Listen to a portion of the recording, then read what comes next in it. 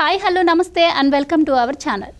Mangalagiri MLA Alla Ramakrishna Reddy talk of the politics అయిపోయారు.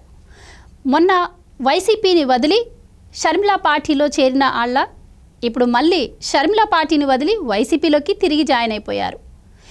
అంటే ఇదంతా ఒక నెల రోజులు తిరగకముందే జరిగిపోయింది. ఇక పార్టీల అధికారం నుంచి అధికారం కోల్పోయిన తర్వాత మారిపోవడం మనకి తెలిసిన విషయమే. కానీ ఒక నెల గ్యాప్లోనే అసలు ఏం జరిగింది? ఆయన అప్పటి వరకు వైసీపీని అనరాని మాటలన్న ఆయన మళ్ళీ నెల గ్యాప్లోనే తిరిగి మళ్ళీ వైసీపీలో చేయడానికి కారణం ఏంటి? అసలు ఇన్డెప్త్గా ఏం జరుగుతుంది? ఈ డీటెయిల్స్ అన్నీ ఒక సామాన్య యువకుడు ఆయన అభిప్రాయాన్ని మనతో పాటు పంచుకోవడానికి ఉన్నారు. ఆయన అడిగి తెలుసుకుందాం. నమస్తే అండి. నమస్తే అండి. సో ఆర్కే, ఇప్పుడు నేను చెప్పినట్టు టాక్ ఆఫ్ ది పాలిటిక్స్ అయిపోయారు. అసలు ఏదైనా ఇప్పుడు ఒక అధికారంలో ఉన్న పార్టీలోకి రావడం మనం చూసాం, అధికారం ఓడిపోయిన తర్వాత వెళ్ళిపోవడం మనం చూసాం. కానీ ఒక నెల గ్యాప్లోనే ఇదంతా జరగడం అంటే లోపల ఇన్డెప్త్గా ఏదో జరిగి ఉంటేనే కానీ ఇలా నెల గ్యాప్లోనే పార్టీలు మారడం జరుగుతూ ఉంటుంది. అసలు ఏమై ఉంటుంది అంటారు? చాలామందికి అర్థం కాని ప్రశ్న కూడా అది. సో మీరు ఒకటి ఏంటంటే ఆర్కే ఆళ్ల రామకృష్ణారెడ్డి ఒకప్పుడు 2014కు ముందు ఇతని పేరు పెద్దగా ఎవరికీ తెలియదు. 2014 తర్వాత జగన్మోహన్ రెడ్డి బినామీగా వీళ్ళు రాజకీయాల్లోకి వచ్చారు. వీళ్ళు ఏదో బిజినెస్ చేసుకుంటే వాళ్ళు మంగళగిరి నుంచి పోటీ చేసి కంటెస్ట్ చేసి గెలిచారు. గెలిచిన తర్వాత 2019లో అదే నియోజకవర్గంలో లోకేష్ గారు పోటీ చేయడం వల్ల ఈయన హార్ట్ ఆఫ్ ది స్టేట్గా అయ్యాడు. ఏ విధంగా అంటే అంతకుముందు లోకేష్ గారిని ఓడించడానికి జగన్మోహన్ రెడ్డి కొన్ని వందల కోట్లు ఖర్చు పెట్టాడు, కొన్ని వందల అబద్ధాలు విష ప్రచారం చేశాడు లోకేష్ గారి పైన 2019లో ఎలక్షన్కి ముందు. అప్పుడు ఈ విధంగా చేసి ఆళ్ల రామకృష్ణారెడ్డి ఇక్కడే ఉన్నాడు, రామకృష్ణారెడ్డి రామన్నని గెలిపిస్తే నేను మంత్రిగా చేస్తాను, ఇవన్నీ జగన్మోహన్ రెడ్డి గారు ఆ రోజు మంగళగిరి ప్రజలకు చెప్పాడు. మీరు లోకేష్ని గెలిపిస్తే కనీసం లోకేష్ దగ్గరికి కూడా పోలేరు, ఈ విధంగానే అబద్ధాలన్నీ చెప్పారు. ఆ రోజు అక్కడ ప్రజలు ఏదో లాస్ట్ 5 ఏళ్ళు చేశాడు కదా, చేద్దామని గెలిపించారు. గెలిపించిన తర్వాత మొత్తం సీన్ రివర్స్. ఆళ్ల రామకృష్ణారెడ్డికి నో మినిస్ట్రీ, అక్కడ అభివృద్ధికి నిధులు ఇవ్వలేదు. తర్వాత ఏమంటే అక్కడ ప్రజలను పట్టించుకోలేదు. ఆళ్ల రామకృష్ణారెడ్డి కూడా ఏదో తన బిజినెస్లు చూసుకుంటూ ఇట్టు ఉండేవాడు. ఈయన కరకటి కమల్ హాసన్ అంటారు ఈ ఆళ్ల రామకృష్ణారెడ్డిని. ఈ విధంగా జరుగుతూ వచ్చింది. తీరా ఇప్పుడు ఎన్నికలకు ముందు లోకేష్ గారు అక్కడ ఏం చేశారు? ఆయన ఓడిపోయాడే కానీ అక్కడి నుంచి పారిపోలేదు, అక్కడ నిలబడ్డాడు, అక్కడ అభివృద్ధి చేశాడు. ఎమ్మెల్యే చేయలేని పనులు కూడా తన సొంత నిధులతో చేశాడు.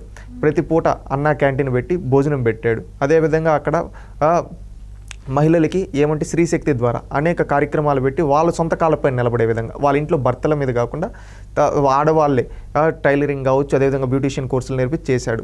అదేవిధంగా అక్కడ యువతకి ఎవరైనా కోర్సులు చేయాలంటే బెంగళూరు, చెన్నై ఈ విధంగా వెళ్ళేవాళ్ళు. ఆ విధంగా లేకుండా అక్కడే కోర్సులు పెట్టి అక్కడే వాళ్ళకి శిక్షణ ఇప్పించేవాళ్ళు.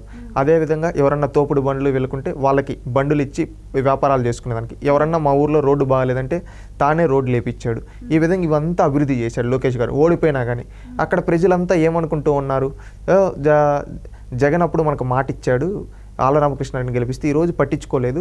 ఒకప్పుడు లోకేష్ గెలిస్తే ఇల్లులు కూల్ చేస్తా అన్నాడు, కానీ ఇప్పుడు జగనే గెలిచి జగనే మన ఇల్లులు కూల్ చేశాడని చాలా దగ్గర కూల్ చేశాడు జగన్మోహన్ రెడ్డి ఇల్లులు ఆ నియోజకవర్గంలో. ఇవంతా ఇష్యూ అయ్యి దీని ద్వారా లోకేష్ గారికి ఆయన చేసిన మంచి పనుల ద్వారా గ్రాఫ్ పెరిగి ఒక్కసారిగా బంపర్ మెజారిటీతో గెలవబోతున్నాడు. వైఎస్ఆర్సీపీ నుంచి ఎవరు పోటీ చేసినా, సాక్షాత్ జగన్మోహన్ రెడ్డి పోటీ చేసినా ఓడిపోతాడని మెసేజ్ వెళ్ళిపోయింది. దాంతో ఆళ్ల రామకృష్ణారెడ్డి ఏం చేశాడు?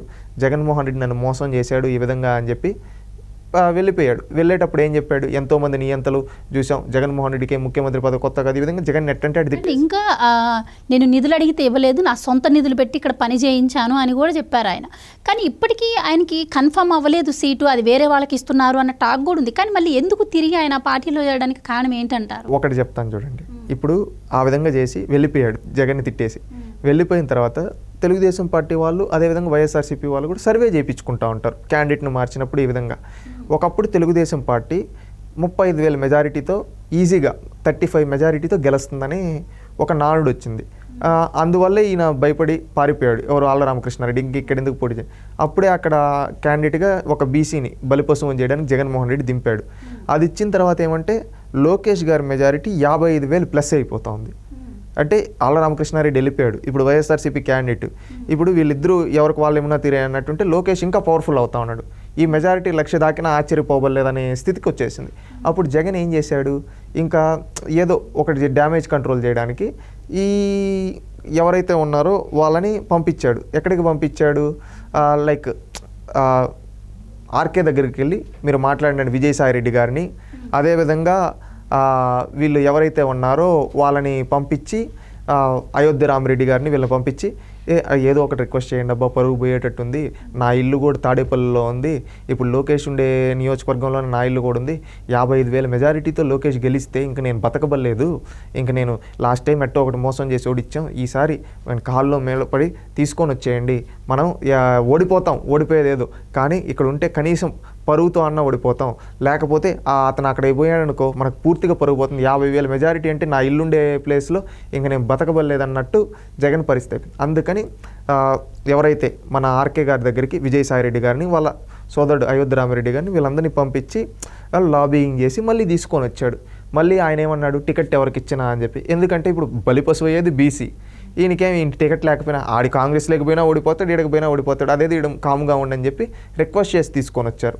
అంటే దీన్ని బట్టి చూస్తే ఏమని అర్థమవుతా ఉంది, జగన్మోహన్ రెడ్డి గారికి లోకేష్ గారిని చూస్తే భయం పుట్టుకోంది, ఆ భయంతో ఈయన ఈ విధంగా చేస్తూ ఉన్నాడు.